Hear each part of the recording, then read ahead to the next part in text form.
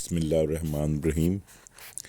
ہمارا آج کا موضوع ہے ماہ نخشب اور اس کا موجد۔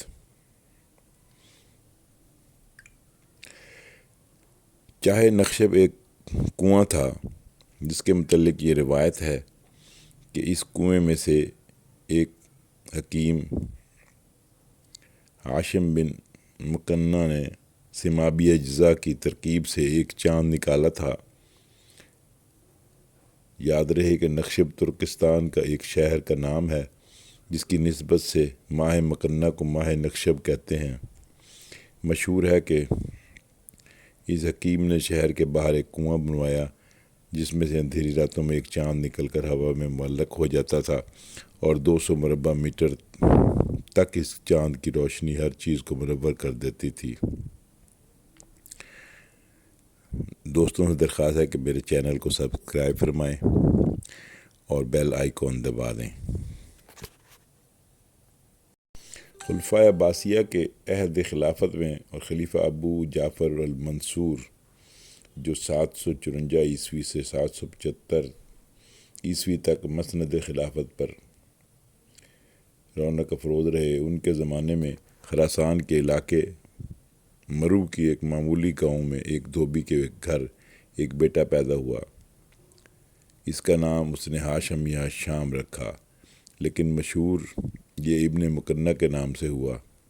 اس کی وجہ تسمیہ یہ ہے کہ وہ کراہت کے حد تک بدصورت ہونے کی وجہ سبب سے ایک سنہرا نقاب اوڑھ کر رکھتا تھا۔ مکنہ نقاب کو کہا جاتا ہے، اسی سے اس کا لقب یا اس کی کنیت پڑی۔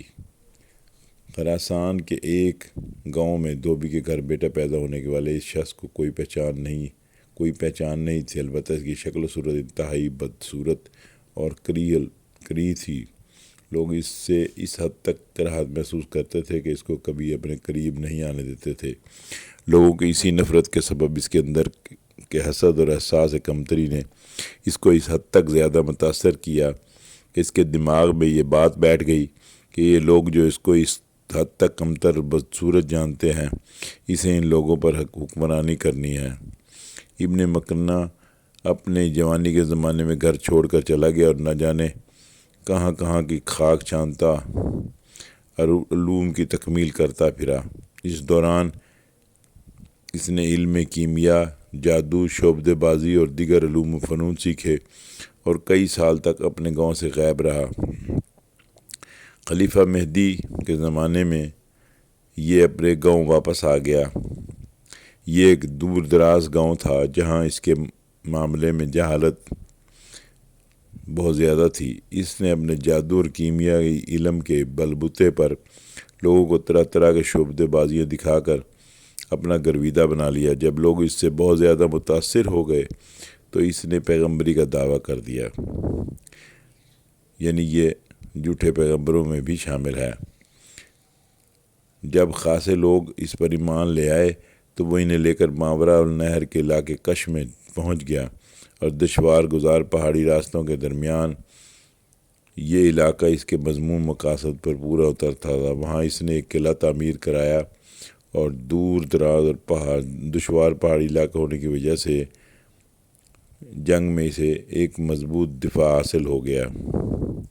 اس نے وہاں سے گزرنے والے قافلوں کو لوٹنا شروع کر دیا اور اپنے پیراکاروں پر لوٹ مار کو حلال قرار دیا اور ان کو حکم دیا کہ وہ بھی اپنے گھر والوں کے ساتھ اس قلعے میں ہی رہائش اختیار کریں۔ اور اس لوٹ مار سے اس نے بہت پیسہ اور دولت حاصل کر لی۔ یہ لوگ لوٹ مار کرتے اور پھر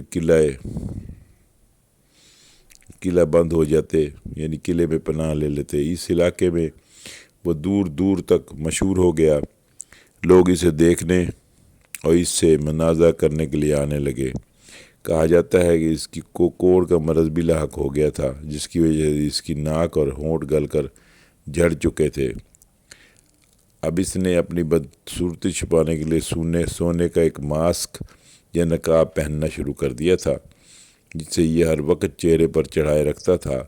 اس نے یہ مشہور کر دیا تاکہ یہ نعوذ باللہ جبرائیل علیہ السلام نخشب کے ایک مقام پر اس سے کلام کرتے ہیں اور اس کو حکمت کی باتیں بتاتے ہیں۔ ان کے حکم کے مطابق عام گناہ گار انسان اس کا چہرہ دیکھنے کا روادار نہیں ہو سکتا، اس لیے وہ اپنا چہرہ ہمیشہ چھپا کر رکھتا ہے۔ بہت سے لوگوں اور بغداد کے علماء نے اسے جھوٹا کہہ کر معجزت دکھانے کو کہا تو اس نے ایک نقلی چاند بنایا جو نقشب کے علاقے کے ایک کنویں سے طلوع ہوتا۔ نقشب ترکستان، جیسے پہلے بتایا، نقشب ترکستان کے ایک شہر کا نام ہے جسے ترکی میں کرشی کہتے ہیں۔ علماء اور ماہرین کا خیال ہے کہ اس نے ماہ نقشب بعض فلزات مثلا سیماب وغیرہ کی لاگ سے بنا کر نکالا تھا جو 2 ماہ تک غروب نہیں ہوتا تھا اور 4 فرسنگ یعنی 15 میل کے یا اس سے بھی طویل فاصلے تک اس کی روشنی پہنچتی تھی۔ یہ چاند سیماب اور چاندی کے اجزاء ترکیبی اور مکنہ کی فن شعبدہ بازی کا کمال تھا۔ ضعیف العقیدہ لوگ اسے خدا سمجھ بیٹھے۔ وہ چاند نقشب کے کنویں سے طلوع ہوتا اور تقریباً 15 میل کی مسافت کو روشن کرتا تھا۔ یہ ایک حیرت انگیز بات ہے کیونکہ آج سائنس کی حیرت انگیز ترقی کے باوجود سائنسدان بجلی کے ہوتے ہوئے بھی کوئی ایسا بلب ایجاد نہیں کر سکے جو اکیلا اتنے بڑے علاقے کو منور کر سکے۔ ماہ نقشب کا اردو ادب میں بھی ذکر ملتا ہے اور فارسی ادب میں بھی۔ چاہے نقشب زکن بے ماہ بے رخ، زکن و رخ پہ اب گماں یہ ہے الماس درخشاں، چھوڑا ماہ نقشب کی طرح دست قضا نے، خورشید ہنوز اس کے برابر نہ ہوا تھا۔ مرزا غالب۔ ویسے انسان بھی بڑی عجیب سی نفسیات رکھتا ہے کہ روزانہ اللہ تعالیٰ کی بے شمار نشانیاں اور نعمتوں اور تخلیقات کو دیکھتا ہے، سورج، چاند، ستارے، بادل، بارش، بجلی، زمین سے پھوٹتے ہوئے بیج، لیکن ان سب نعمتوں سے مستفید ہونے کے باوجود ایسے حقیقی رب پر اس کا ایمان ڈاواڈول ہی رہتا ہے اور چھوٹے موٹے اور جھوٹے شعبدہ بازوں اور عاملین کے شعبدے دیکھ کر دل سے ان کا معتقد ہو جاتا ہے۔ حتیٰ کہ حالانکہ حضرت ابراہیم کی مثال ہمارے سامنے ہے جو خدا کو اپنی فراست سے جان گئے تھے۔ ابن مکنہ کے چڑھائے اس ماہ کی یا چاند کی خبر دور دراز تک پہنچ گئی اور لوگ جوک در جوک اس کے پیروکاروں میں شامل ہونے لگے۔ بہت سے لوگ گمراہ ہوئے اور اس کو سجدہ کر کے خدا مان لیا۔ مکنہ کے پیروکار رات بھر چاہے نقشب کے گرد جمع ہو جاتے اور پھر مکنہ چاہے نقشب سے چاند طلوع کرتا جو کافی بلندی پر جا کر معلق ہو جاتا اور ہر طرف اس کی روشنی پھیل جاتی جو میلوں کے دائرے میں نظر آیا کرتی تھی۔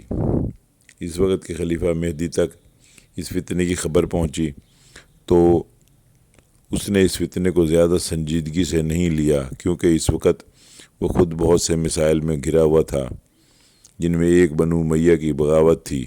دوسری بات یہ کہ اس دور میں اس قسم کے فتنے اکثر سر اٹھاتے رہتے تھے لیکن کچھ عرصے کے بعد خود ہی ختم بھی ہو جایا کرتے تھے۔ خلیفہ مہدی نے اس کو معمولی سمجھ کر نظر انداز کر دیا لیکن خلیفہ کی یہ لاپرواہی انتہائی سنگین نوعیت کے نتائج لائی۔ ابن مکنہ کا فتنہ صرف اس کے علاقے تک محدود نہیں رہا بلکہ دور دور تک پھیل گیا۔ اس کے پیروکار نہ صرف ہر گزرنے والے قافلے کو لوٹنے لگے بلکہ اب ان کی دیدہ دلیری اور بدماشی اس حد تک پہنچ گئی کہ یہ قافلوں میں شامل عورتوں اور لڑکیوں کو بھی قید کر کے ان کو اپنی لونڈیاں اور باندیاں بنانے لگے۔ اب ابن مکنہ طاقت کے نشے میں سرشار تھا۔ اس نے خدائی کا دعویٰ کر دیا۔ اس نے علاقے کے حاکموں خطوط روانہ کر دیے جس میں اس نے دعویٰ کیا کہ توبہ نعوذ باللہ خدا اس کی ذات میں حلول کر گیا ہے، لہٰذا اس کو خدا تسلیم کیا جائے، اس کی مکمل اطاعت کے ساتھ نذرانے پیش کیے جائیں۔ ایسا ہی خط ایک اس نے خلیفہ مہدی کو بھی روانہ کیا۔ ارسال کیا، جسے پڑھ کر خلیفہ سخت طیش میں آ گیا۔ اس کو اپنی لاپرواہی کا احساس ہوا اور اس نے جواباً اپنی فوج اس فتنے کی سرکوبی کے لیے روانہ کر دی۔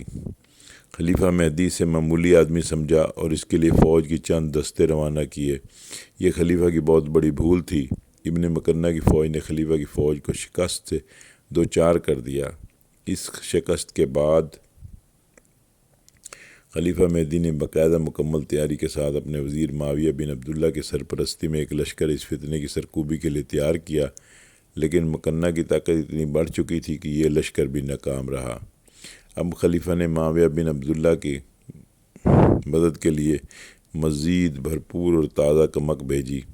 اس کمک کے پہنچنے کے بعد اسلامی فوج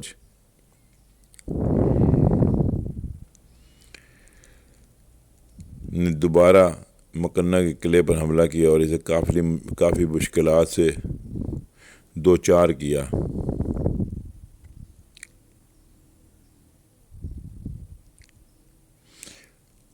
معاویہ بن عبداللہ قلعے فتح کرنے میں کامیاب ہو گیا۔ اپنی شکست دیکھ کر ابن مکنہ نے اپنے قلعے کو آگ لگا دی اور اپنے پیروکاروں کو اس میں کودنے کا کہا اور خود قلعے سے فرار ہونے کی کوشش کی۔